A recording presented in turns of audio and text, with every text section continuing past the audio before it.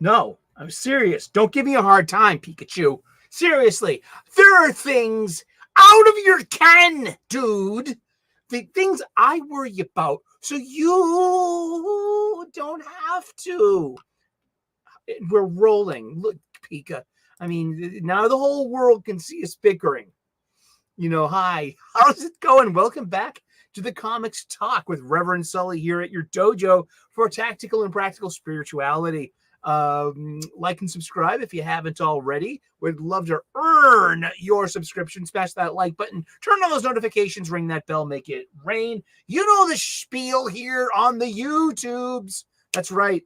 I am an ordained minister 26 years ago on the internet, and but it was legally binding. I've done 4 weddings, but I'm a spiritual dude.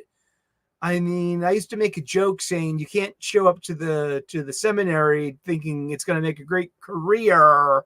You got to have a calling first. Well, I mean, like back in medieval days, I think that's a different story, one could say. How are you? Good to see everyone today out there in TV land, smiling from ear to ear. It is New Comic Book Day. As always, my executive producer, a Pikachu, he leaves me a copious amounts of show notes. I am just the talent, and I read them. I try to decipher the handwriting of the mind that makes such scribble. We also have in our production studios over yonder in the control booth, we've got Canadian Bear and the Drinka. I am just the talent. I am Eric O'Sullivan, your humble host here at Reverend Sully's Comics Talk. It used to be the Comics Coffee Table. Before that, it was the golden age of DC Comics, 365 days, where we talked about comic books every day for consecutive for like a year and a half or so. It's just, wow. Making daily content is no joke. So yeah, we're going to be talking about new releases today. Hey, James, good to see you. Huzzah! And welcome to it. Welcome to Thunderdome. Dying times here. Actually, I didn't like that movie. I saw it when it came out. I was a kid. I mean, geez, I saw Road Warrior when it came out. I was too young to see that. Then seeing Mad Max on TV because to support Mad Max, because seeing Mad Max 1 on TV, on like late night TV, to support the Road Warrior Mad Max 2, because Mad Max 1, I mean, that was 1979. When did it have, I don't think it had a huge release in America, not the way that, Road Warrior did. And those are harrowing movies. Yeah, and we are going to we're going to preview new comic books, all 120. We're not going to do all 112. No, that would get boring. There are some, variant covers and doubles, second printings, one could say, and, variant cover schemes. We talk about comic books here. We like to keep it as positive as possible. There's always turmoil and something brewing in our spheres and in our fandoms. We also, as billed on the headline of the show, we're going to talk about Star Wars, The Acolyte, Episode 3. Kinda. I didn't watch it. I don't watch this shit. Do you? Let me know. Does it make my opinion invalid because I haven't seen it? Hail the Lord Thoth. How you doing out there? The mighty Canadian wrench.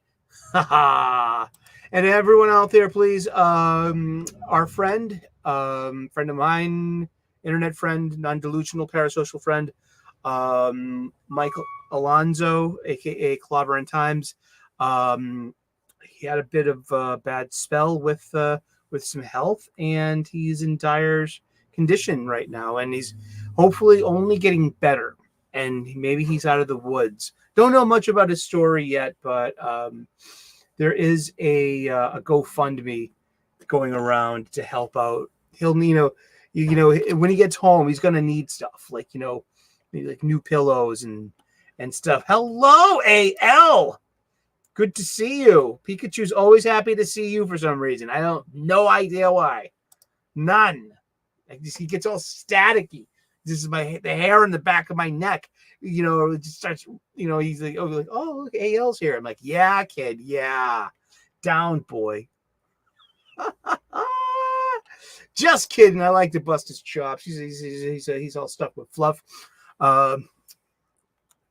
So what are we getting today for New Comic Book Day? So yeah, we're going to talk just a little. We're going to talk about what I talk about when it comes to Star Wars.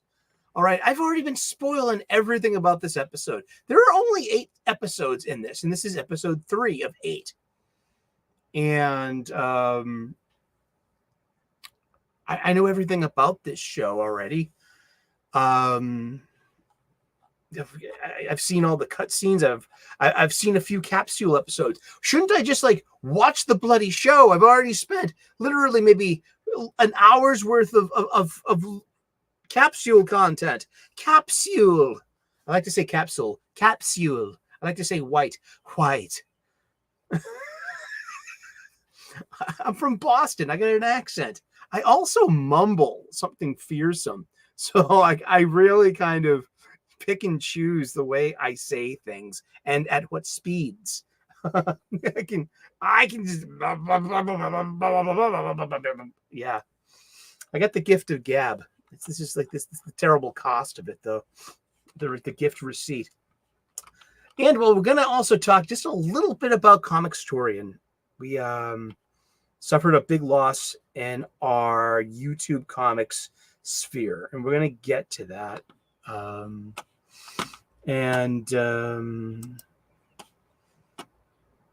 Yeah, I'm also going to be shooting an episode of Weird Science with Jim after the show a little later on tonight. And we're going to be talking about some new comic books. So I'm going to get to be on his channel. Looking forward to that. This is my first time on Weird Science. So, yeah, I'm very, that's great. I mean, yeah, because me and Jim been internet friends for months and months now. And we actually got a good rapport. And I'm looking forward just me and him. We talk a lot on direct messaging, just making jokes about bad lyrics to silly songs and comic books, lots and lots and lots of comic books. It's good to have this community we got, this fellowship, this fandom, this thing we got. I like to call it this thing of ours. This thing of ours. You're a big wheel, and you're a big wheel in this thing of ours. You and my father.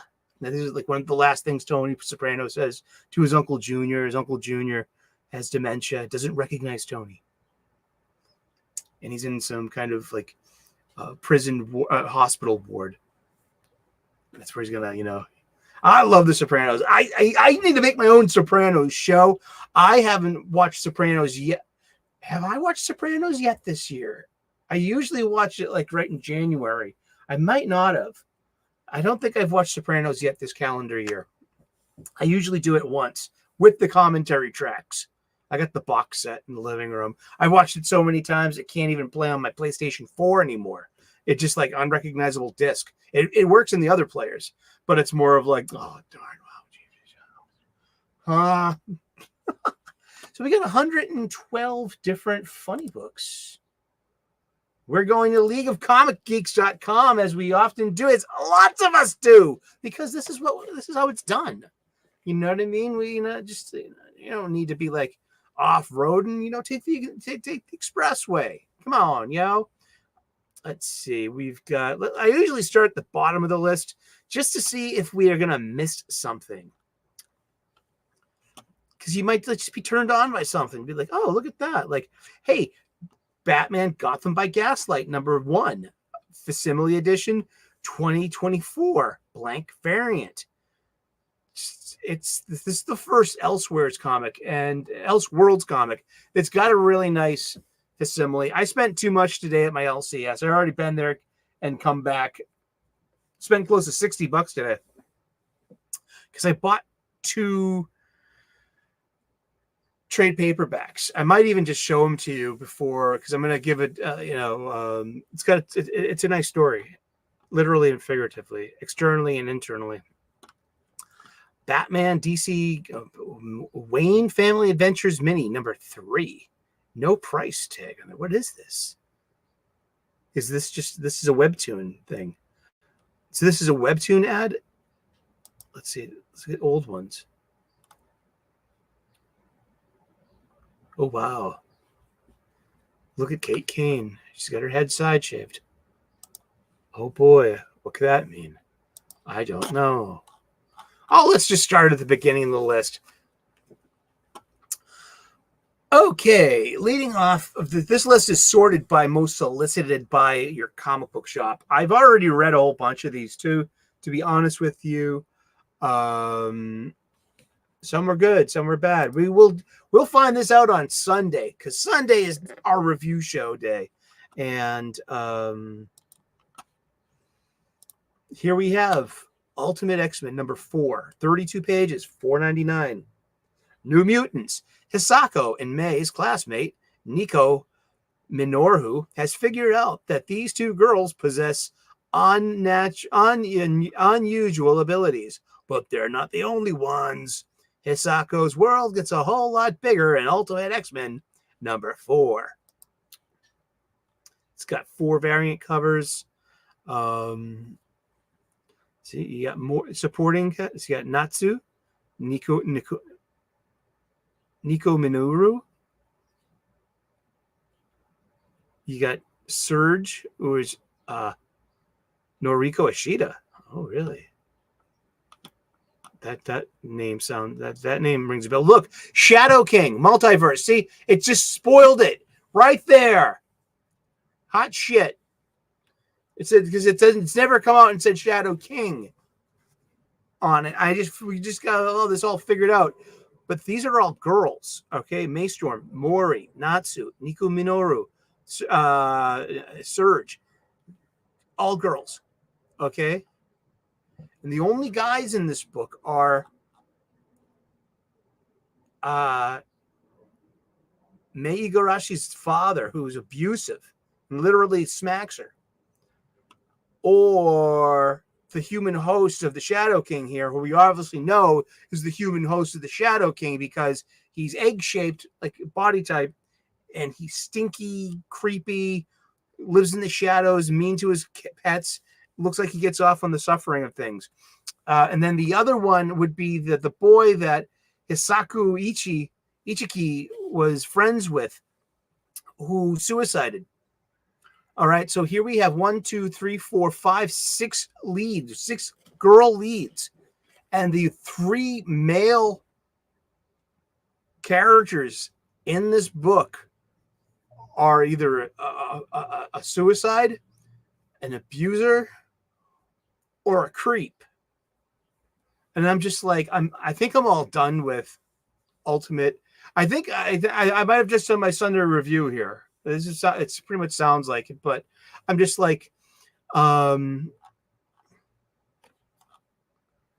are no X-Men in this book. This is issue 4. Now, I like Peach Momoko's art, and I'm rooting for her. And she's Japanese. She's from Japan. She lives there with her husband and family. She's writing this there. She's writing it. She's drawing it. She's inking it, coloring it. And it's being translated here for the States. It's supposed to have a Japanese flavor to it. It's supposed to lend but it has got nothing. It's got no hook. It's so flat as a story being told. I love Peach's artwork. I've only been exposed to her. And this is the design variant. I wish I had this. I like this. I like these design variant covers. Here's another one. Oh, I got yep. At least you smuggled some kind of X into this person's uniform here, and into their look. You know what I mean? It's the first obvious, iconic symbolism that we have in issue 4 of this X-Men title. Now, I understand, like, don't get me wrong. All right. I was there for the beginning of the Ultimate Universe in 2001. It was great. It was fun. We didn't see Peter Parker in his spider suit until like issue 5. This is true. We had a couple of variants on that. You had the first wrestling outfit, then you had the second wrestling outfit that looked a lot like his finished product without the webbing on it and without the spider symbol. And then by issue 5, Peter has designed his outfit. It is the spider suit the iconic spider suit that we're used to seeing,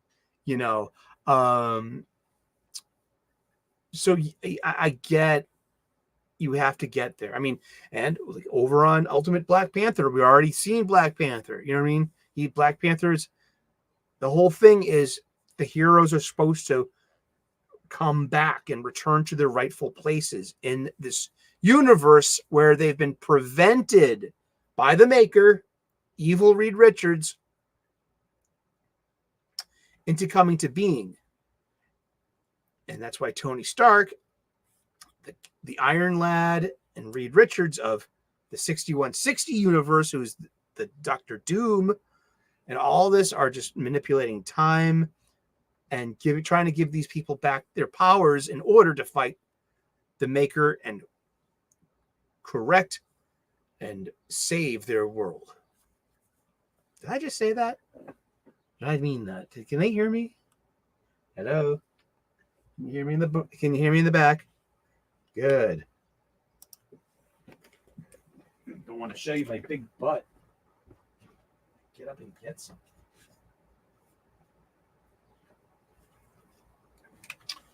Oh, awesome. I hope you're all having a great day. I hope you're all feeling well, doing good. As my friend Gray says, you feeling Genki? You feeling good? You feeling Genki? You feeling Genki, mate? That means good energy. Genki. Like ki. Kamehameha. Ki blast. Spirit energy. Awesome sauce. All righty. Let's get back to this stuff here. Yeah, Ultimate X-Men number 4. That's out this week. I've spent $20 on this magazine, on the story so far. Eh? All right. Transformers number 9. The wars on Cybertron and Earth converge in ways the Autobots and Decepticons never expected. You got Daniel Warren Johnson still writing this. Jorge Corona is doing the art, doing a really good job. We're going to have to look at some variant covers. We've got 6, 8. We got 8 variant covers, 9 variant covers all day long. That's the one I got. The A cover. It's a nice cover. I like it. It says a lot. We've got Ravage. We've got Soundwave. Got Optimus Prime versus Devastator. Good. It sounds like that's good. You're COVID free and you got to go back to work tomorrow. Oh boy. Well, get some rest and take a nap. You can take liberal naps and make sure that your daughter keeps feeding you. I mean, because your husband's not. You know what I mean? Would you want him to feed you? Can he cook? Would you like to show him my playlist on how to cook things at home? Yeah, man. I mean, nice art indeed. My best friend growing up as a kid, Brian Massey, he got that Constructicon box, and I just love that color green with that color purple, and Devastator was interesting because he had so many things that you had to snap onto him. It's one thing that you made the Constructicons combine, and then you had to put on this external head, that chest piece, his hands, a giant rifle. I'm not saying it was bad or anything. I'm just more of like it was just like, I don't know. That's what you get for messing with Devastator. Happy 420.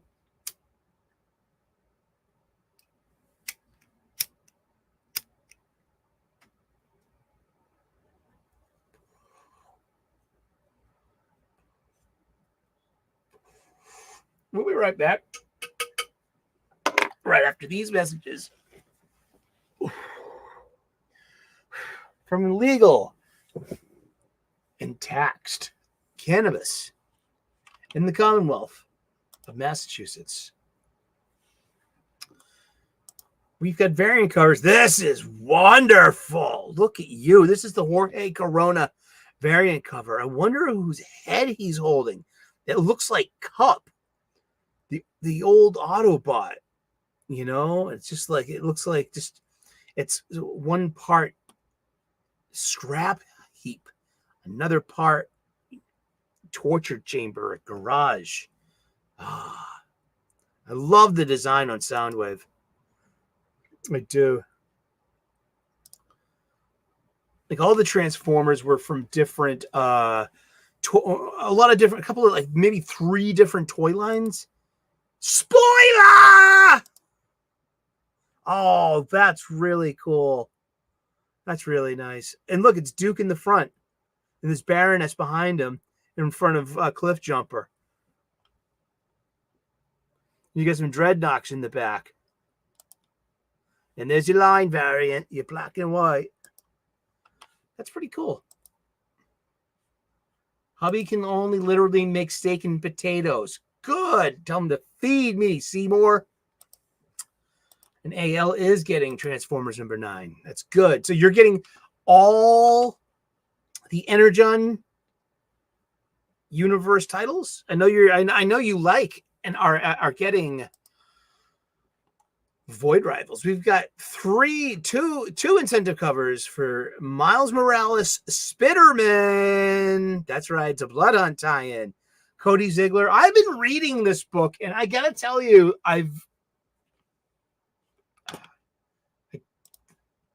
between us girls, a little girl talk here. You know what I mean? It's a secret, Pika. I have to whisper it in your ear. I don't mind Miles Morales Spider-Boy too much. No, it's my Spider-Boy, Spider-Man. It's been all right. And this is the one of the obligatory Blood Hunt tie-ins. See, Blood Hunt number 3 comes out this week as well. And there's major status quo changes for our titular hero here. Cody Ziegler has been doing a really good job. This is actually, if you need some Blood Hunt tie-ins, this would be a good Blood Hunt tie-in to get. I'll tell you this in Fantastic Four number 21 this week. Now, if you're getting tie-ins or you don't know which tie-ins are important, you're interested in getting some tie-in books, you don't have to get all the tie-in books because most of them are sheer bollocks. Bollocks. That's right. Let's look at that Scotty Young variant cover. I love the design of Miles's costume. I'm a big sucker for alternate designs, especially for Spider-Man and Iron Man armors. Just speaking about this one, it's Fantastic Four number 21 with a beautiful cover by Alex Ross. We've got 3 variant covers. You're not sold on G.I. Joe still. Well, cool. Well, you can always come back to it if you like. I really liked Duke.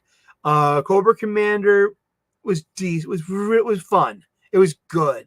It was a little, I hate to say the word slapstick because it wasn't, but its art style fit this frantic kinetic kind of energy to it that, like, you know, it just and then the end of Cobra Commander is what probably, you know, there's something going on. Or did that happen in The Energon Universe one-shot. I can't keep track of all this stuff, but I should share the image, though, shouldn't I? This one, so this is, here's that, look at that beautiful Alex Ross cover. This is a Blood Hunt tie-in with no variant covers. No, there's 3 variant covers. There's an Arthur Adams variant. Wow. It's very nice. Look at that pencil work. Look at that hatching and cross hatching. I love that. Oh, wow. Wow. That's really cool. That's a Scotty Young variant. There we go. That's cool. It's Scotty Young's big marvels, because Scotty Young is known for doing his they call it chibi, CHIBI in English, or Romanized from Japanese, the manga or anime convention where you super deform your mecha or your heroes into a very childish, exaggerated version. It's definitely cartoonish and more expressive and not quite as serious. So Scotty Young does these, we'll call them super deformed versions of Marvel heroes, and it's always really cool. And that's a nice cover. Scotty Young did Strange Academy well. Yeah, and I love Humberto Ramos. I really do. Love that cover. This is great art. This is good stuff. And I'm not, no spoilers and no review, but this was a really good issue, standalone, tying in to Blood Hunt. If you need a Blood Hunt, if you're in on Blood Hunt, you want to tie in Fantastic Four 21. Interesting, pretty fun. Avengers 15. Let's see. This is written by Jed McKay, and who is writing the core title of Blood Hunt. There are 59 issues of Blood Hunt, remember. This is $3.99, and we've got 2 variant covers, 3 if you count the black and white. Virgin as well. But let's see. It's Blood Hunt Part 2, and I forgot all about Hazmat. I really did. Damn. Trapped in a radiation suit to avoid harming others, Jennifer Takeda cannot wait to have a normal life, forsaking her days as Hazmat. She was in Avengers Academy. It's amazing how much stuff you missed. You know, and it's like, huh? Like, this is what? Huh? When did that happen? So it's like, for me personally, it's like I like nitpicky continuity fights with other comic book fans because there's just so much I've missed. But I can always get to if it's any good, you know. But it's like, you know, I stay out of X-Men conversations because I seriously, there was once a time where I've read more X-Men than there was actually, you know, just about everything that was published. You take, you know, a couple of years off here and there, that all accumulates.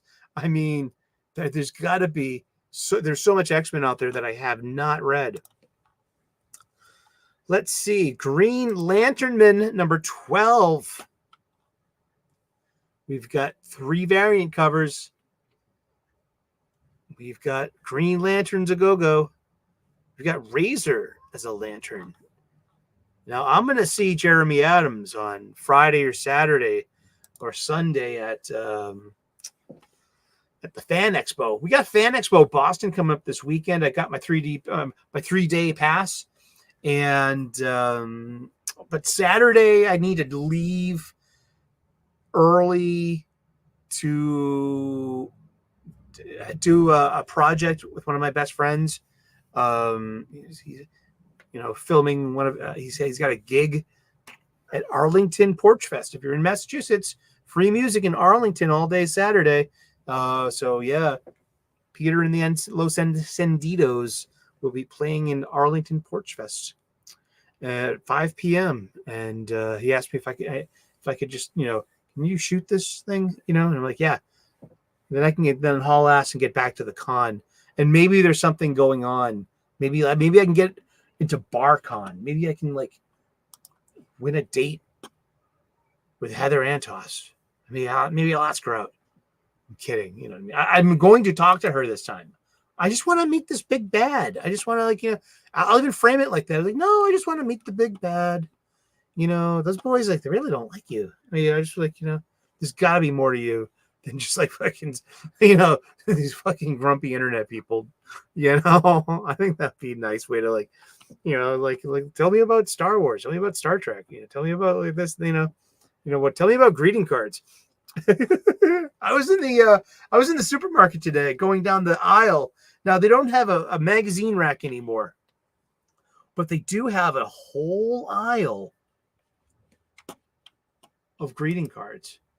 Hallmark greeting cards and other like something else called Avanti, which has a different style and different pictures and probably different licensing as well.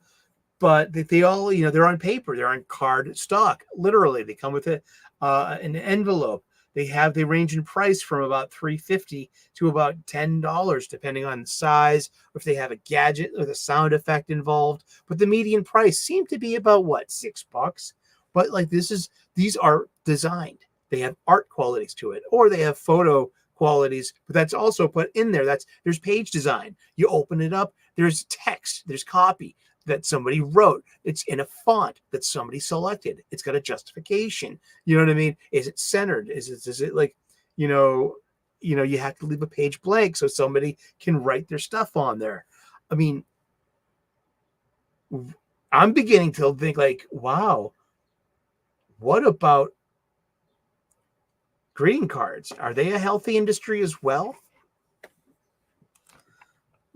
Because they're print. That's part. Aren't they literally part of the print publication industry in a way?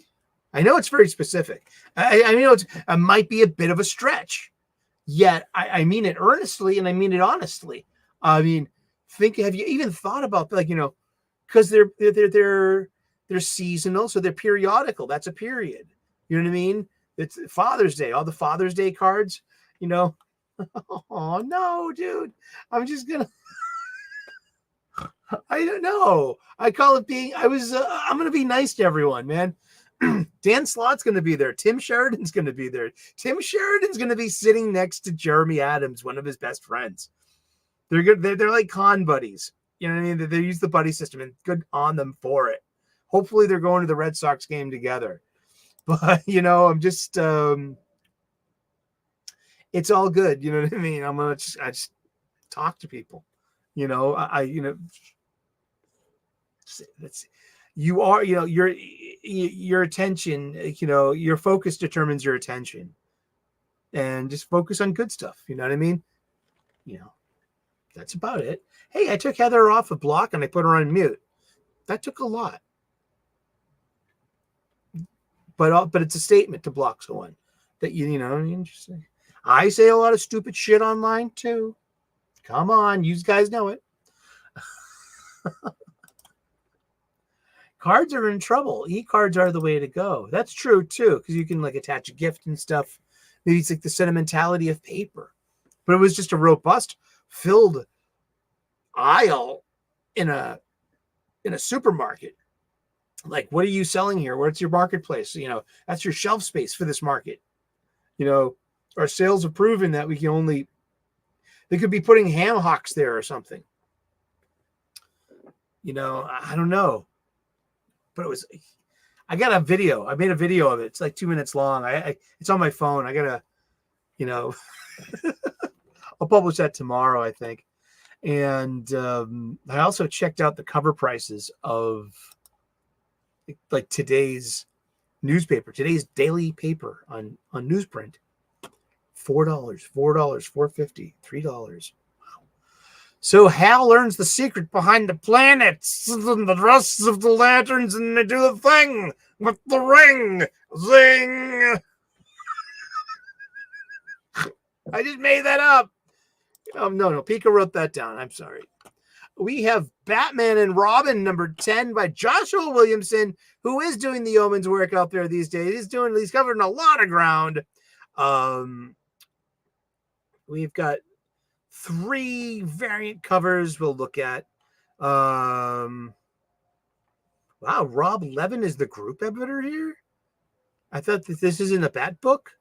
This is not under Katie Kubrick's the domain. That's interesting. This is what I get for reading the credits. More questions. Let's look at some variant covers. Here's the the Acuna variant cover. It's nice. It's okay because it's like he's taking his watch off and it's Batman, and look, you can see out the window there's Batman and he's trying to signal Robin, and then Robin's got his headphones on and he's in his own little world drawing comic books. Who does he think he is? Kyle Rayner or something? And he's, oh, no, this is flat line over his shoulder there. Oh, why would you do that? Like, oh, look at this. Nice T-shirt. It's the composite Superboy Robin. Oh, boy. Are you trying to say something there? Are you even Damien? Are you Tim? It would have to be Damien because it's Damien's book. Moron. I love Gleb Milnikoff's art. It's pretty cool. I mean, how much of this is effect and how much is line art? I'm looking at. It's interesting. Look at the reflection in the helmet. You see Batman on the pitcher's mound, and he's just he's in follow through. You see the seams on the baseball. Now he's either going to get beamed or that thing's going to drop like Pedro Martinez. Interesting. Hallmarks. Yeah, huh? Yeah. Exactly, yeah. My CVS pharmacy store, my Dwayne Reedy, one could say,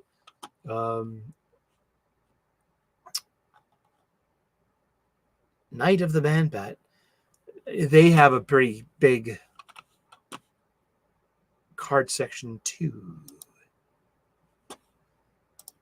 Incredible Hulk number 13, written by Philip Kennedy Johnson, rather, with art by Nick Klein. This is great. Oh, that's really fun. See, that just brings me joy. Turkey's done. Ain't that fun? I like fun. Fun's fun, and comics should be fun. If you're not having any fun, you should really think about what you're doing. And while we're here, we're Pride Allies, ladies and gentlemen. It's Pride Allies. It's a Hulkling, everyone. He's been gay since it's like day one. This is like Young Avengers going back 20 years. The McKelvey stuff, I think. It's like him and Wiccan, is that it? They're like some, and they're married. And so Hulkling, I guess, is like king of the Skrulls. He's like, is he half Skrull or something? See, I gotta look this up myself. I have no idea. But yeah, it's Hulk. It's Hulk 13. And I'll have plenty more to say about this later this week. I will. Check your local listings. 1 second, please. Check this out. Got it. I'm going to see the game tonight. I'm going to go watch the Celtics game. Yep. Basketball. We're in the finals. It's pretty fun. Wear some green. Yeah, I know, huh, Pika? Let's see. What else? We have... Yeah, Hulk. It's good. And we're going to talk about it more. Well, there's plenty to talk about Hulk. Plenty Hulk talk. It is the last issue, the final issue of GODS by Jonathan Hickman with wonderful art by Valero Schitti. Let's see. It's The In-Betweener. It's Infinity. The Living Tribunal. It's Lord Chaos. It's Eternity. It's Win. Mia de Maria. Yeah, so there's a lot kind of going on in this book, but it's got to be the strongest issue of the bunch, but it's the last. And we'll talk more about that on Sunday, though. But there it is. That's your final issue of Jonathan Hickman's Gods, number 8. If you like Hickman, are you buying this? We've got Greg Hupack, Darth Vader, number 47. We got 3 variant covers. I think this only got about 2 more issues left. Let's see. Let's go down here. This goes up to issue 49. Nears its thrilling climax as Luke Skywalker faces the full might of the Schism Imperial. And that's $4.99, 28 pages. Yeah, I'll bet you $1 that September's issue 50s wrap up Darth Vader and Star Wars, and you can't go to a volume 3 of Darth Vader, because this has to be like it for Vader, because Vader dies. Spoilers! Darth Vader dies in Return of the Jedi. And he doesn't really die. He becomes Anakin Skywalker once again. We get the Red Band edition. And that's what I got. It's polybagged. I'm never opening it. Fuck you all. And there's a great... Oh, man. I would love to have the variant covers, especially with the Red Band edition, and especially never opening the polybag. We've got Blood on... Yeah, because it's exclusive to the Red Band. I'm not into that part of the game. I just want it. Just want it because I want it. Me? I can name 2 good writers on DC, Robert Venditti and Jeremy Adams, but can you name 1 good writer at Marvel? Yeah, Cody Ziegler. For one, he's entertaining me so far. I'm enjoying his new Deadpool. I'm not minding his Miles Morales Spider-Man, and I surprisingly enjoyed Spider-Punk Arms Race. So far, just out of the sheer numbers there, Jed McKay is doing some really good work. He was doing well on Doctor Strange all this time. Avengers it's a big book, but it's just like it was okay. But now he's got a lot on his plate, this kid does, but it's his moment to shine. As we like to say around here in South Boston, it's time to fuck a fly, kid. So good for him. Let's see. Torrin Gronbeck is writing Carnage, and I think she's doing a really good job on it. Hey, Dwayne, good to see you, buddy. Welcome. Yeah, Ziegler's. Well, I get it, but it's just because it goes for talent at Marvel. I mean, it's they're I look at it like they're a baseball. It's a baseball season, and this is this year's starting pitchers, our rotation, their ace. Who is their ace? Jonathan Hickman. Who's the number 2 pitcher? Is it Jerry Duggan? Their number 3 pitcher, is it Kieran Gillen? Number 4 pitcher, is it Jed McKay? And you got Al Ewing. You know what I mean? I haven't mentioned Steve Orlando because I haven't really liked much of his work. I have liked a little bit of his work, but not much of it. I mean, Steve Fox, he might be a little better than Orlando, but it's just more of they always teeter on the edge of just it would be just as easy for you to write something great. You know what I mean? If you just gave yourself into I am writing a comic book for superhero fans. I have this, I can feel their potential. This is what I get for being positive. I don't want to look at all this. Bloodhound's boring. I gotta tell you, it's not that good of a book. Speaking of Cordy Ziegler himself, it's Deadpool #3. He automatically, by nature, is showing up for the day. It just does so much better than the Alyssa Wong in her last, volume of Deadpool. We got 6 variant covers for this. Of course, because it's Deadpool, and Deadpool is just like, he sells. Sure, well, some of them can be consistently bad. I found Duggan to be consistently mediocre with chances of bad. You know what I mean? Hickman's but Hickman's an acquired taste, though. He's really Hickman doesn't do it for me. I know. I feel dirty just by saying that. Philip Kennedy Johnson. Al Ewing's doing a good job at Thor, but he's really hit or miss. I get it. And then who else you got? Solomon Ahmed. And I'm just going through. I'm basically going through Donny Cates was probably, and I don't have to like him. And but I didn't read any of his stuff. I missed his tenure at Marvel. You're in the post Donny Cates era, so it's like when the Red Sox lost Roger Clemens to free agency when he signed with the Toronto Maple Leafs and won another Cy Young with them,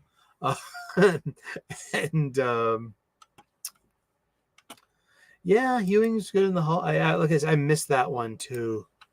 Let's see. Dan Slott. You like Slott? Who really does? You like Christos Gage?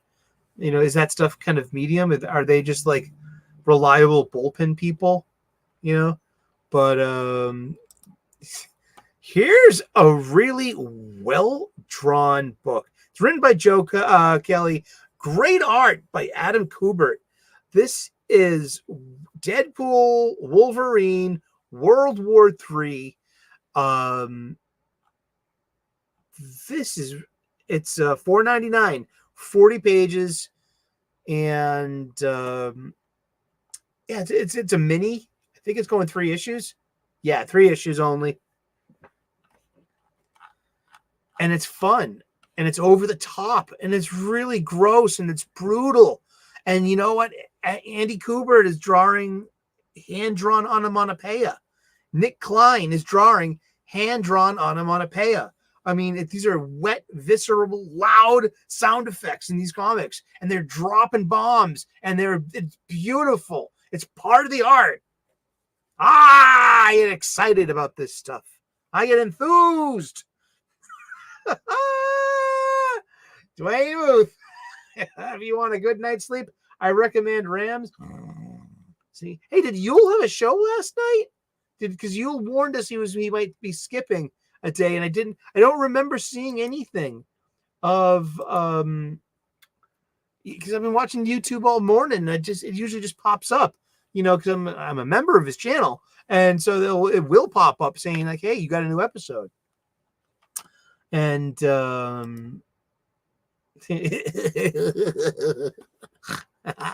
all right. Joe Casey, the same guy that Joe Kelly, the same guy that brought Action Comics 775. Truth. So what's the big deal about Truth, Justice, the American Way? I butchered that, but you know what I meant. You know what I meant. Geiger issue 3, $3.99, 32 pages. Jeff Johns, Gary Frank, 2 variant covers. We do have a cameo by Junkyard Joe. And I'm reading Rook Exodus. I'm also reading, I'm reading Geiger, I'm reading Redcoat, and I'm buying Rook Exodus. That's, all those designs are so toyetic. It's, oh God, Fabix is ripping that thing up, man. Loving it. The Defiant, number 6. Okay, now notice Hassan Osmani Allahu's name on the cover here. Can you even see that? Oh boy, should I blow this up?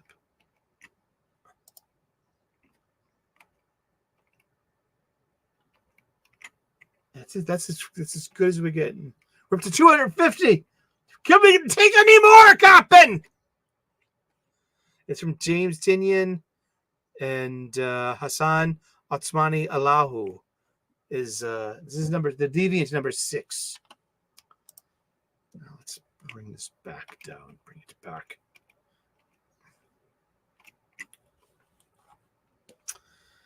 Yeah, I just noticed that he must have negotiated something in his contract or something. His name is always on the cover if he's lettering something. Now, I don't want to sound like a chud and be like, maybe it's because it just looks good for diversity points to have an exotic name on the cover like that.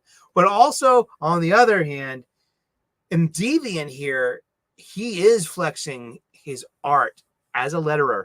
It's that good. He does a really, once you notice his name, you start noticing he's everywhere else. There's a lot of work. He's doing a lot of work, but he's doing good work. That's a big part of it too. Spider Boy number 8, $4.99, 32 pages. I think it's Dan. It says Dan Slott.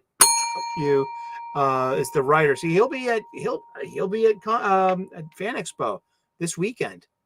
Will I be nice to him? Of course, I'm going to be nice to him.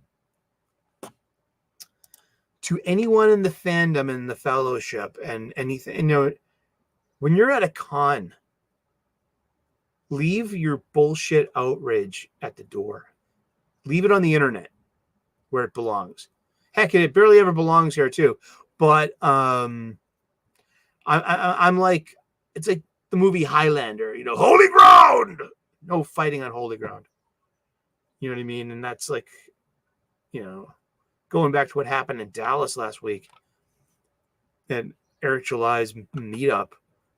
It's just, and then you hear more and more during the week, like bad faith, bad behaviors, this and that, the other thing. And it's like, I'm just like, oh, and I could have been there. Dude, I was supposed to go. Who do you think I'd be hanging out with? Max and Josh and Drew and Kyle? Probably just like the first 4 people I can think of, and be like, hey, RSVP the event. Probably would have gone. Would have been there. But I think it's like, this is actually Christos Gage writing for Dan Slott, thinking he's Grant Morrison. Yeah. Something like that. It's just, it gets a little Grant Morrison-y in here. It's the last place you'd expect that. The Amazing Spider-Man Blood Hunt number 2, written by Justina Ireland. And this is actually more of a Heroes for Hire kind of thing. If you consider Misty Knight and Colleen Wing your Heroes for Hire, not Luke Cage and Danny Rand, because they're not anymore. They've had their jobs given to them to women who work hard for the money. They work hard for it, so hard for it, honey. They work hard for the money, and you better treat her right. Did I just not put the last? No, I did. Blue Beetle number 10. Once again, I love that there's a bilingual version of this when it releases. That means there's a bilingual version of the trade paperback, right off the bat. And I'm pretty sure that all these comic books can be sold in other countries.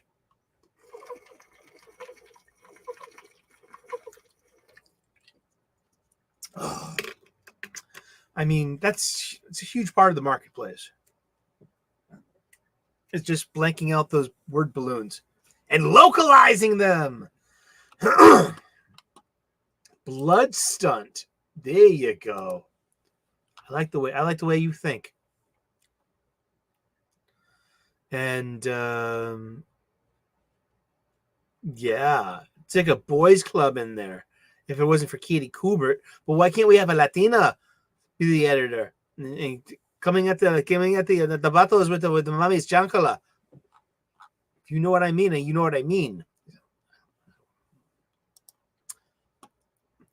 I'm part Latino. Mi corazón is serious. Muy buena. We got Jubilee, X-Men Blood Hunt, Jubilee #1 of 3. Oh, no, it's a one-shot, everyone. Ladies and gentlemen, it's a one-shot. $3.99. It's written by Preeti Chibber and inked by Elisabetta D'Amico. And yeah, and it's we got a Peach Momoko variant cover. Love it. But no, I wouldn't. No. But wasn't Jubilee formerly a vampire? Doesn't she have like special insider information? Can't she like direct something special with her fireworks powers? Quit it. We got Spider-Man Shadow of the Green Goblin working here. It's issue 3. Written by J.M. Straczynski. No, J.M. DeMatteis. It's Michael Straczynski, and it's J.M. DeMatteis. Remember at all times, please. There's Proto Goblin, Nels Van Ada, and May Parker Jameson. She's not married to Jonah yet. And this is an okay book. This is a good book. It's solid, yeah. But it's a mini.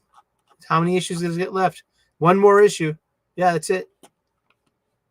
It was built to be a trade paperback. That's what it does.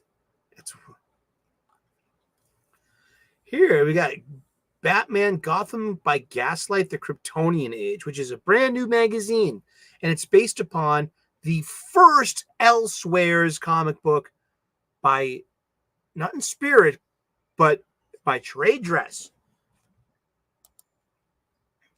You see the Elseworlds logo? The Elseworlds logo?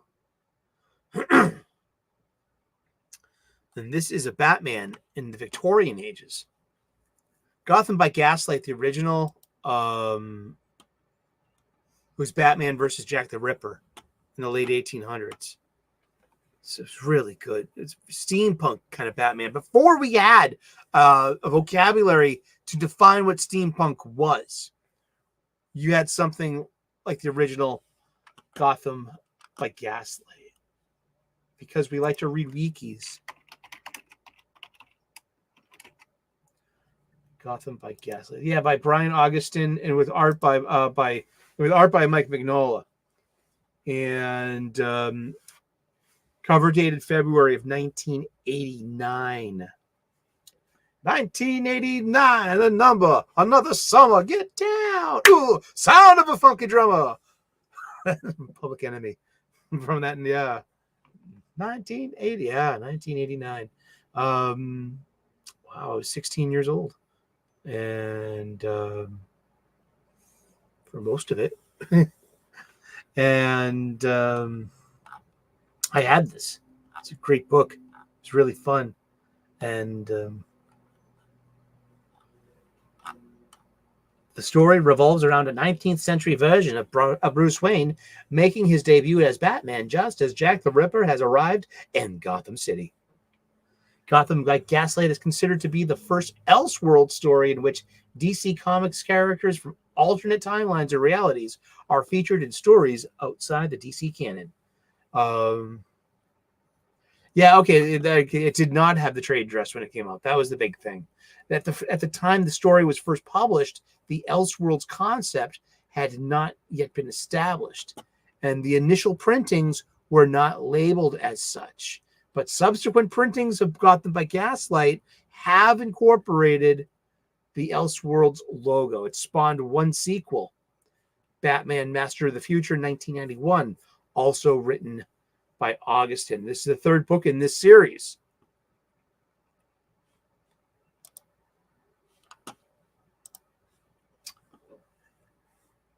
And it's written by Andy Diggle. Haven't heard his name in a while. I almost picked it up today, Dwayne. I came very close to it. I will next week. I spent $60 today at the LCS. I got my pull list, and I got a couple of other things too. Actually got two.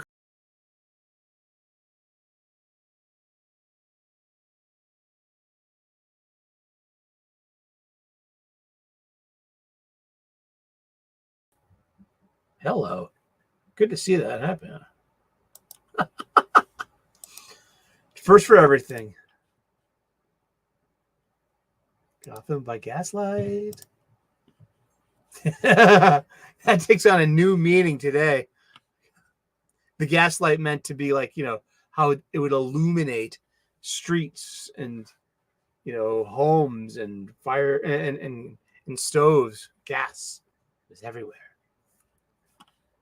All right.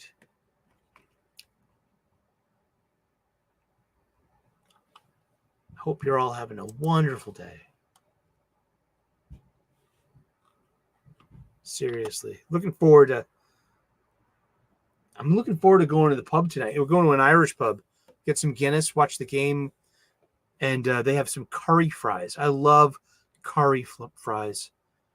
And they have curry cheese fries. They have cheese curds on them that they melt and then top it with curry, Indian curry. I love curry fries. Yes. Red Hood, The Hill, number 5. Who cares? Scarlet Witch, number 1 by Steve Orlando. Again, who cares? Strange Academy, number 2 of 3. Strange Academy, Blood Hunt, 2 of 3.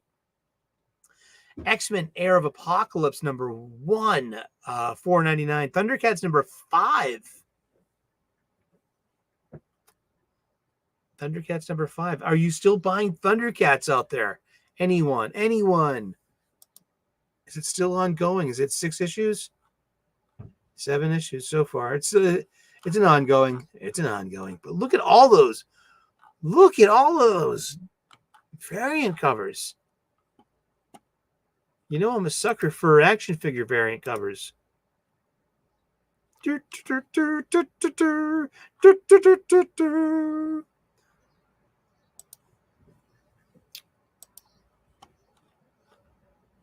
Let's see. Suicide Squad Dream Team number 4. I bought that. That's 4 of 4.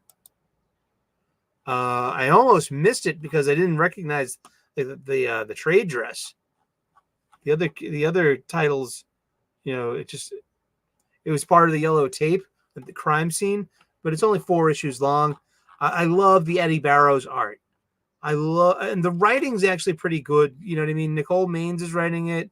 I mean, apparently she was a writer on CW Supergirl. She invented the color, the character of Dreamer, who is the first, trans woman character, I guess. She's part of the trans community. She's definitely alphabet people. And so there's just some level of there's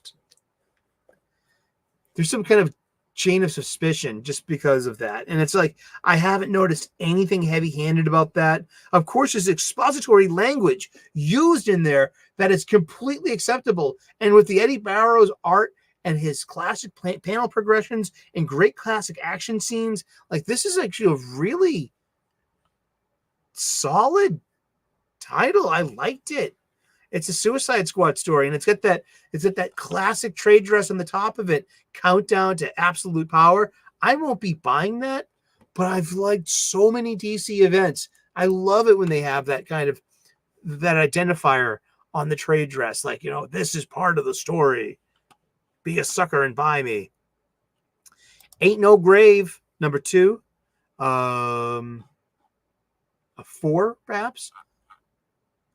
It's written by Scotty Young, art by Jorge Corona, who is also doing Transformers right now. And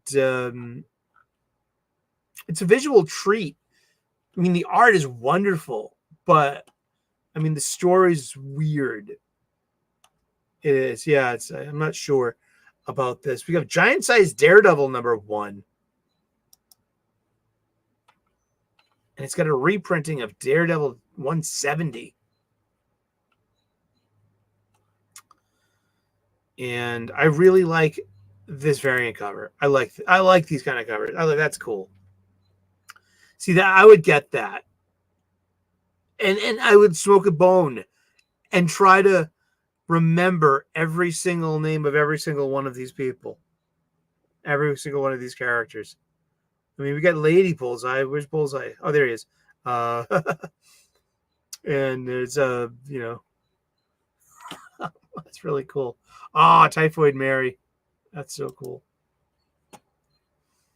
I like that. It's written by Saladin Ahmed, and then Frank Miller's reprint.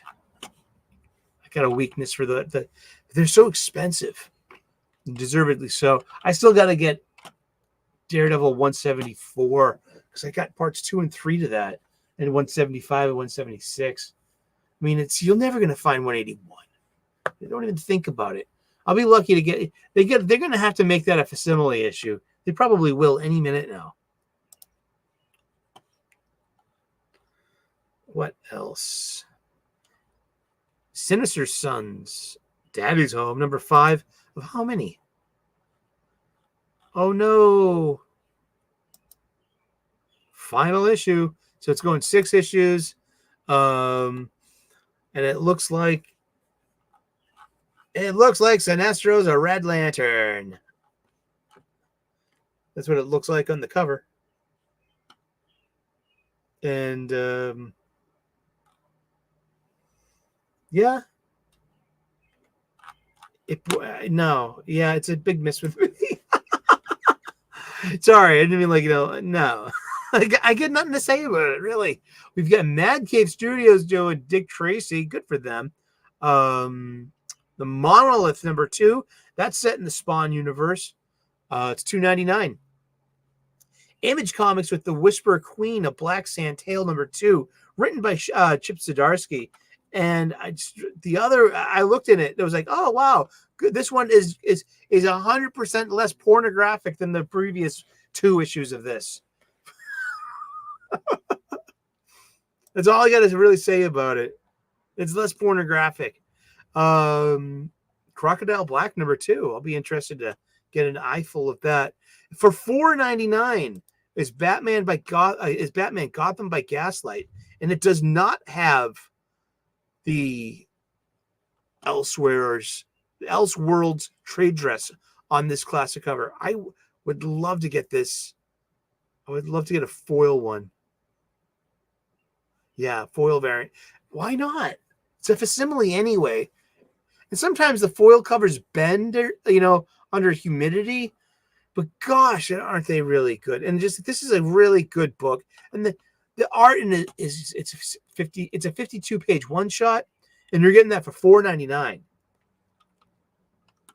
And this is some good stuff. And this is right after this is the post-crisis era. All right. All the titles kind of restarted in 1987. You got Flash #1. You got Justice League. You got a #1. You've got all the other, you got Man of Steel on Superman. You got Wonder Woman got a new #1.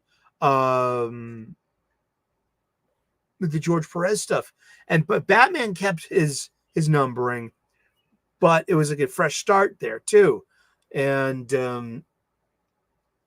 by 1989, they're like, okay, we want to tell stories. I mean, does everything have to be in continuity? I mean, we used to have other Earths that we could do stuff with. Well, guess what? 3 years after the Crisis on Infinite Earth, saying that we only have one Earth where all this stuff takes place on, they go and did it again. They made a new Earth. Not really. They didn't make a new Earth. It was just a story. We didn't think about it too much. was nothing much to think about. Just did it. It was accepted it. It was fine. Let's see. Anything else? Remote Space #1. If you want to take a chance on a book this week, I'm going to suggest to you Remote Space #1, $3.99, Image Comics. The thing is, it's like the story is a little confounding, but this Cliff Rathburn, he did not only did the writing, the story, and the line art. He did the inking, the coloring, and he also did the lettering too. I mean, so this is like, it's a mini series. Let's see, it's going 3 issues perhaps, and which is a lot of work for one person. I mean, that's great. I would, totally suggest to you Remote Space. The year is 2450. Earth is dying. The human species has gone down 2 different evolutionary paths. Think the X-Men. It's one used cybernetic augmentation to adapt to space travel. The humans left behind used genetic manipulation to adapt to the Earth's worsening climate. For Earth to survive, civilizations need to collide. So it's kind of like the kaijus and the giant robos have to coexist and get along and to team up to overcome their existential threat, which is nice. And like the story's a little, the story lost me a lot, more than a bit. I'll have to read it again, maybe again and again. I can read it once or twice more just to see if I can wrap my head around it. But the art's really good, and it's really impressive that one person did that. Hats off to you, Cliff Rathburn. My hat is off to you. Ultimate Spider-Man #1, 6th printing. In the Scarlet Spider. We had a J. Scott Campbell variant. We've got wow. Reprints. Well, these are reprints. Wow. Right here. So these are the original ones. Okay. I get it now. I'm bored with this book too. It was talking about Ultimate X-Men, just like, and then last week's Ultimates too. I'm just like, oh gosh, I don't know about this. Really don't know. I'm having second thoughts on Ultimate, but I can always come back to it if I like it. Mad Magazine, $5.99. I think it's the same size as a comic book. No, it's magazine size. Okay. It's the Mad Summer issue.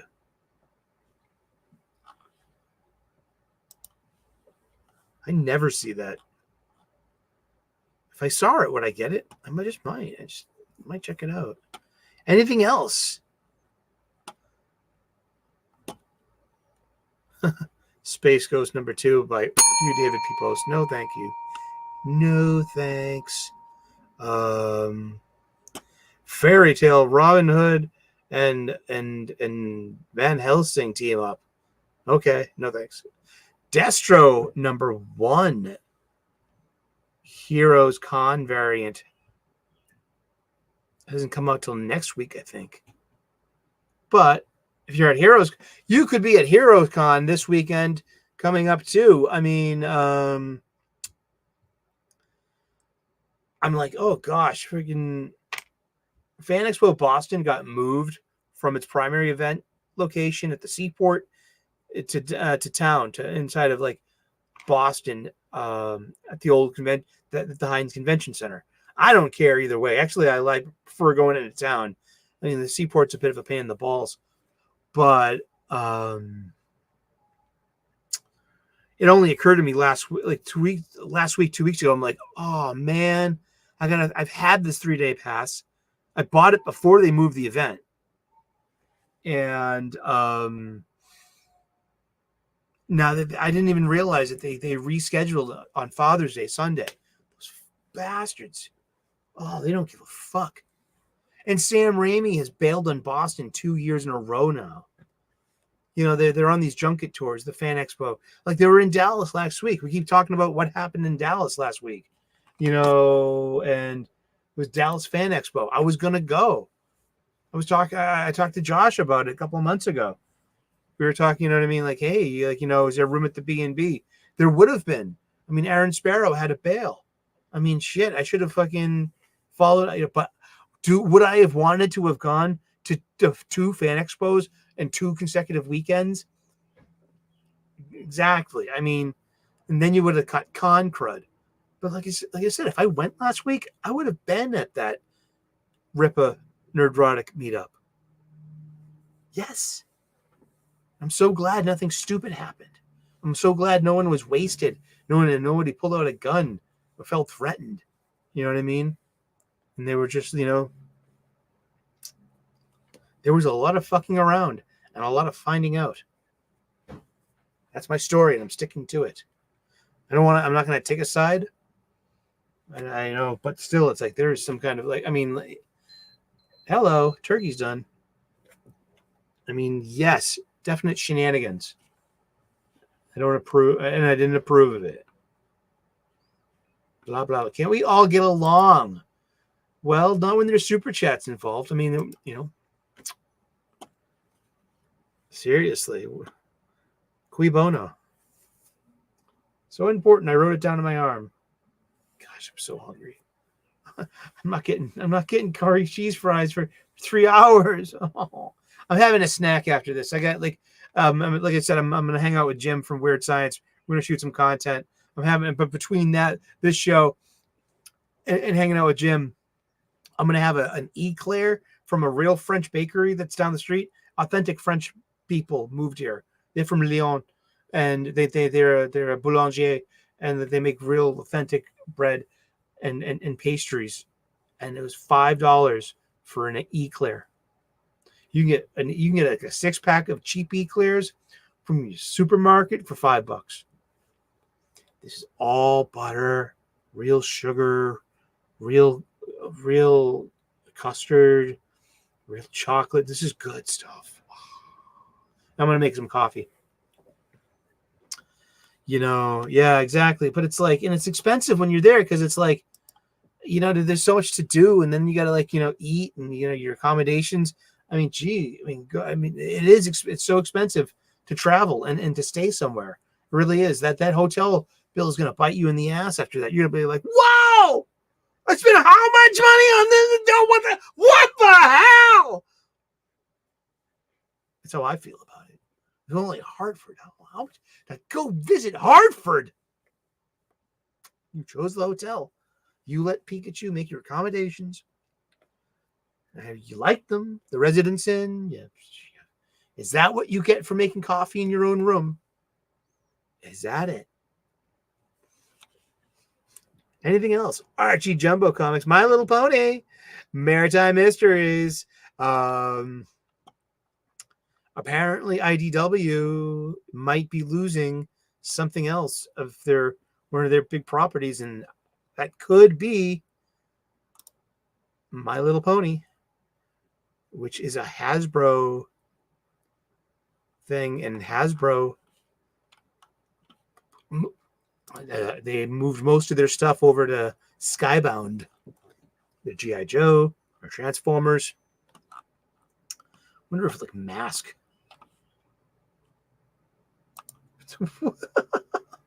Oh boy.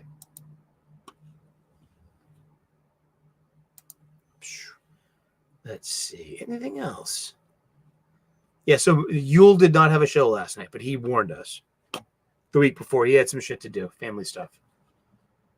So let's all think about Yule. Let's all also send Clobbering Times, Michael Alonzo, your prayers and your Genki, so him and his family can deal with, like, you know, apparently he had a huge heart attack and he hit his head pretty bad when he hit the ground, and he's in intensive care, and we'll be blessed if he makes it home, and his life will be changed once he gets home. And so we're rooting for Mike. And he was Mike Alonso had me on one of my first shows out here and introduced me to and that's it for comics this week. Yeah. Clobbering Times had me on like something he did called the Global Geek Gang. And I had no idea who anyone was and what we were doing.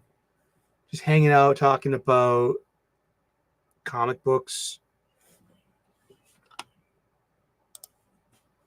And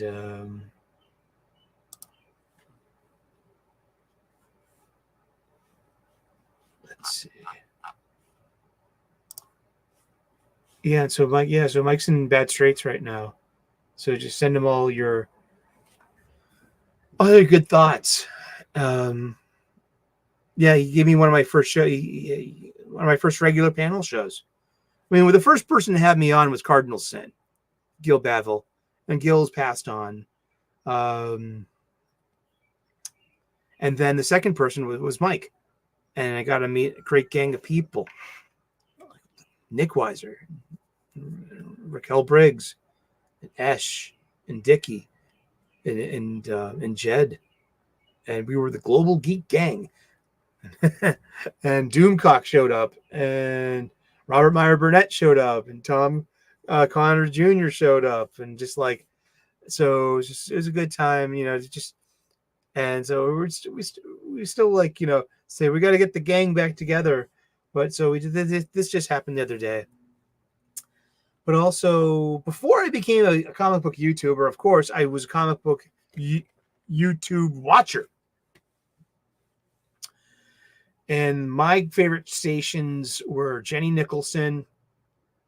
She didn't do comic books, but she did, like, Star Wars and movies. And stuff. But it's this nerdy sphere. I love Jebby Nichols, man. But also Retro Blasting.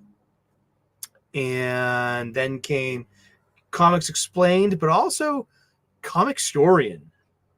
And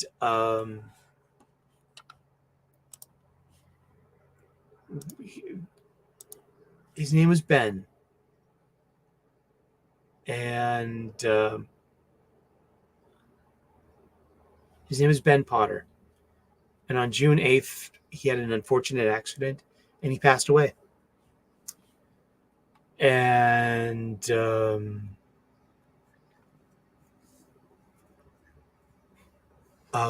he was one of the first. I would watch his stuff over, because it was just, he has these capsules that would just, he would just check it out.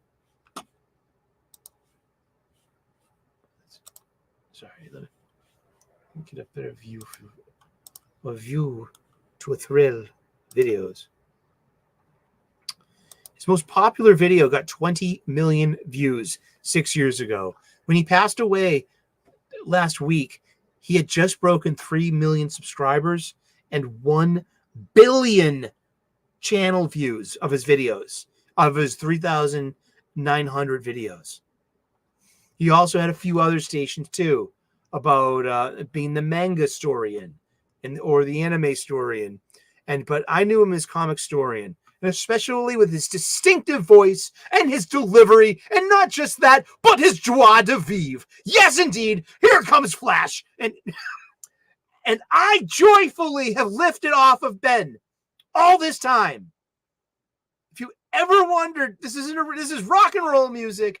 I stole some licks from him, and I'm so grateful to you, Ben. Your positivity is what set me on wanting to make the kind of content that I wanted to make, even after I got infatuated with all the outrage contents, with all the flippant attitudes, and all the mouth and the lip, and the bravado, and the ball scratching of sports radio, and shit talking of like wrestling kayfabe.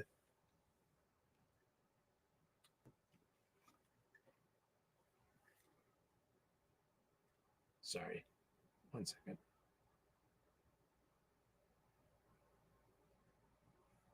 Okay. And yeah, don't check your phone while you're while you're in a show. But sometimes things happen. You just, you know, you have to do it. 20 million views on Injustice years 1 to 5. The full 2-hour and 40-minute story where he edited together a bunch of, he did year 1, he did year 2, and then he did Injustice 2, the full story, a 3-hour long. He just goes and he dramatically reads the voice bubbles and character voices, and he shows us all of these panels. He whites out the dialogue bubbles, so to avoid trademark stuffs and all this. But it's like these are capsules that you can catch up. It's better than a wiki. It really is much better than a wiki, and in my humble opinion. Really. And then you have 7 million views 5 years ago on Ultimate Spider-Man, Origin to His Death, a 3-hour, 46-minute long. I mean, Flash versus Godspeed 7 years ago, 5 million views. He's his last one was from 4 days ago, why DC's reboots beat Marvel's. And he was a good guy. And he made nice guy content. And he's an inspiration to me because, your boy Zach was going on about it yesterday about Ben was a storyteller. He liked story time, but he inspired a whole generation of young people to read comic books with his joie de vivre, with his positivity, with his love of this. This unmistakable love for our hobbies, for our stories, for our characters. Be like Ben. I have been, no pun, from day one. I've just been I was really blessed that he was one of the first YouTubers I saw. Seriously. And it was just, and it's just like, it's been my pleasure, sir. The pleasure is mine. The honor is mine.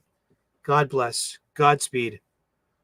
Oh, see you on the other side. I mean, but seriously, I mean, I've been shamelessly ripping you off for the past 3 years doing this content. And I do it again. Because, we need our positive voices. We need to know what's good out there. We need to know it's okay. You know what I mean? Everything doesn't have to be about outrage. And it doesn't have to be about it being so defensive. We can't let new ideas in. Or it's okay to have standards.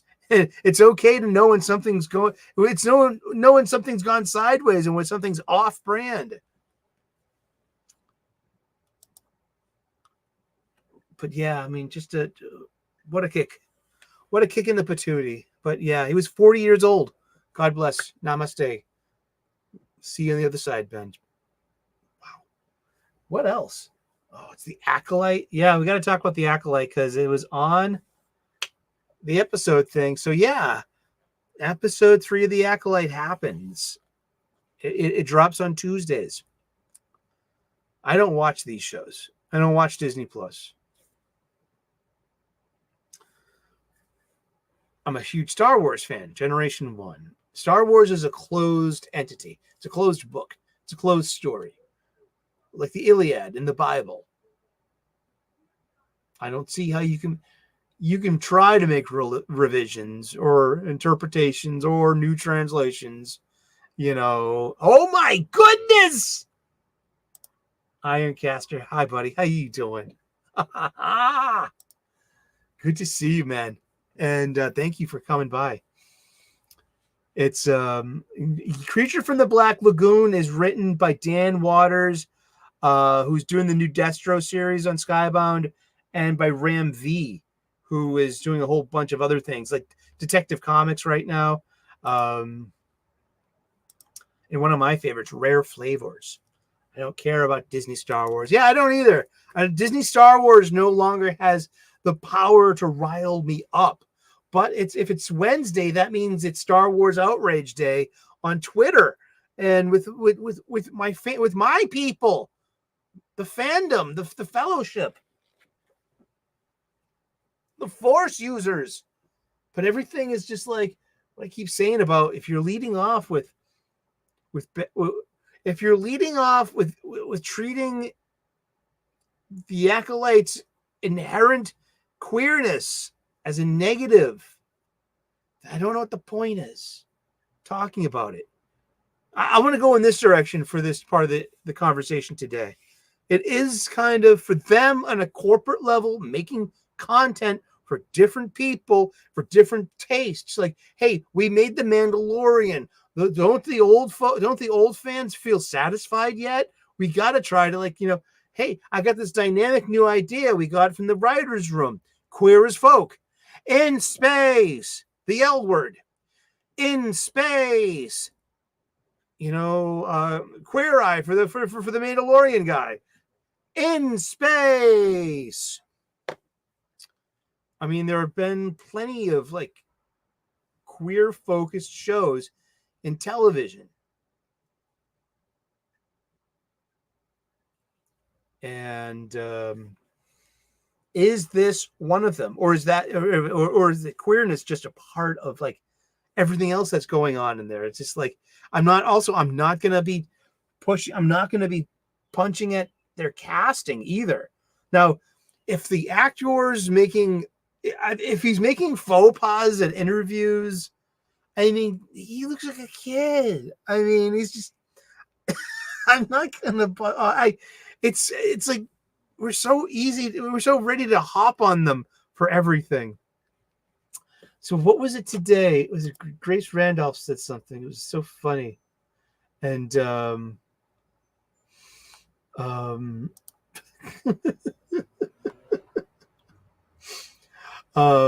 because Grace Randolph said, why don't I share the screen? Why don't you share your screen, Sally? You silly Sally. This is what we're doing. We're talking about things. We're going to talk about the Acolyte. Right.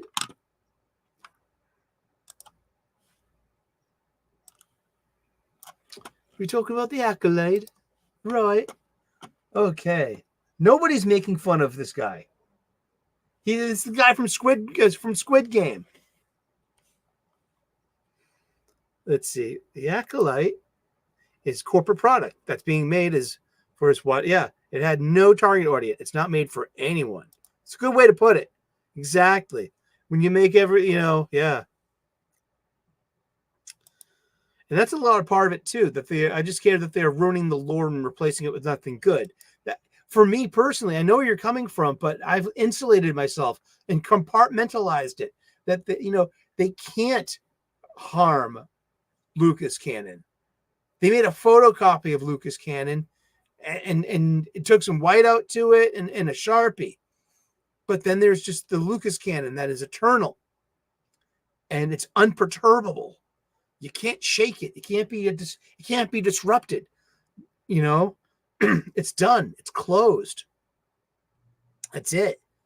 And the Disney canon is just, once you turn that corner spiritually and emotionally about Star Wars and accept that, you know what? There is no new Star Wars. There will be no new Star Wars. There is no new Star Wars. Star Wars isn't dead. It doesn't because it never was alive. It's a story. It was closed. It's closed. I don't know. It works for me. I got a lot of pushback too, but you're equating Star Wars to the Iliad and the Bible. Are you kidding me? Bro. I don't care what you think. This is my example. Let's see. But Grace Randolph said, I think it's going to be very hard for. So I will say, I think it's going to be very hard for Disney to cast upcoming Star Wars projects because of this level of hate just isn't worth it, even for up and coming actors. just like poor Lee Jung-jae coming off of Squid Game, doing a great job on the Acolyte. And for what? And my friend Chris Gore, he follows me on Twitter. I like that. I like him. I wanted to like it, but it's offensively bad, mostly due to the writing. Lucasfilm is not attracting the best talent. I don't think anyone blames the actors. It's just a terrible show. And of course, he gets lots of pushback on that. A lot of that has to do with adjacency with, the grifters fair and the outrage stations. Yeah, okay, sure. Yeah, but they're more fun. They are. And I actually, went back. I answered back with a sense of humor. I don't know, Chris. I'm with Grace. It's a good thing we have platforms such as these to expose the bigotry inherent in this fandom and illuminate the best reasons to replace you. I'm grateful to everyone that pushes back on any and all criticisms of this important show. That's right. I am so proud of everyone involved in the production of this show. To teach the chads, it's bait, but that's all it is. It's like every time you push back on anything about Disney Star Wars, it doesn't matter. You're not going to save Star Wars. Star Wars is a closed book. You're not going to, they can't hurt Star Wars. Star Wars is a closed book. Just they're not talking about the Force. They're talking about the Force is female, which those unlikely Chud. Star Wars isn't fun anymore. Star Wars used to be fun. Star Wars is this great example of don't let activists ruin your good time, because they're going to ruin everything. I got into the stupidest argument. No, it wasn't that bad, but someone was just, pushing back. He called the girl sweetheart in the context of a Star Wars conversation, and she don't ever call me sweetheart and he's like, hey, it's a Han, it's a Star Wars kind of pushback. I thought you'd be you don't even get that much. And then someone else was in, but he meant it sexist in the first place. And I was like, I just want to, and my first thought was, maybe by your same pedantic logic, was Leia punching down on marginalized poor people and working class folk when she pushed back on Han and called him flyboy and half-witted? Was that elite privilege? And this is turtles all the way down. If this is your only fun you're going to have with Star Wars, is picking on it. Think about that. Are you having fun, and why? Why are you having fun? Is this they're ruining Star Wars. They're ruining Star Wars. It's fucking closed. Reality behind underneath the helmet of the world's coolest bounty hunter is a guy that it looks like you'd be at the pub with. Fucking bow-downs!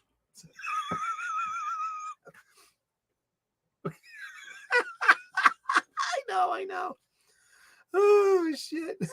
I don't want to give myself an aneurysm. I worry about Az. I don't want him to drop dead of a stroke. But if he did, he would be doing what he loved the most, and that's being apoplectic. Oh, God bless him. But yeah, it's Acolyte Outrage Day. The whole thing is lesbians having Force babies. So what? So the fuck what? So but that's what you're leading off with, and that's what every time you go there, the activists use as leverage to and it's look at the bigots, look because they are being bigoted. They're always talking about how bad it is because it's gay. Well, stop equating gayness with badness. I can't tell you what to think or feel, or what your religion is telling you what to think or feel either. which could be a completely different can of beans. I couldn't tell an Islamic person to feel this way. I couldn't tell a person of the Jewish faith to feel this way. I should be able to tell someone of an Orthodox Christian faith to feel this way. You know what I mean? They have they have a higher calling. My faith is a bit more inclusive. Lane Kramer, where have you been? Lane Kramer's a sadist. He's giving money to Wes to torture Doc with, so they watch The Acolyte. I think it's some of Wes's exclusive Patreon material, and so you can follow Wes on Patreon, and he's got a lot of material going on. And make sure that you subscribe to Wes at Thinking Critical. It's a good station. But yeah, I mean, I am not watching The Acolyte. I don't need to. It's not Star Wars to me. I mean, it lacks authenticity. I mean, oh no, it's Aaron and Wes are reviewing. Okay, I thought it was. Sorry, I thought you were torturing Doc. Doc's good. All right. Acceptable. I find your terms acceptable. All righty then. Well, keep an eye out for go subscribe to Jim at Weird Science. He's got reviews of fresh comics all the time, all week long.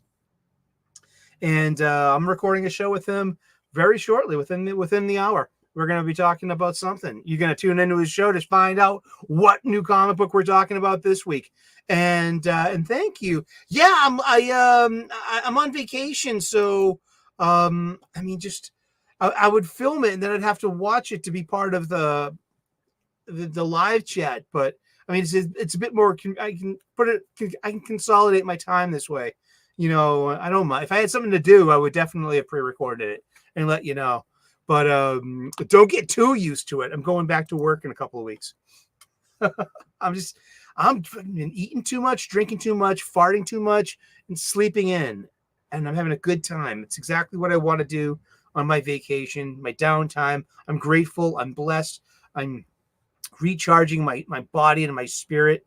And it's all good. But do you have anything good to say about The Acolyte?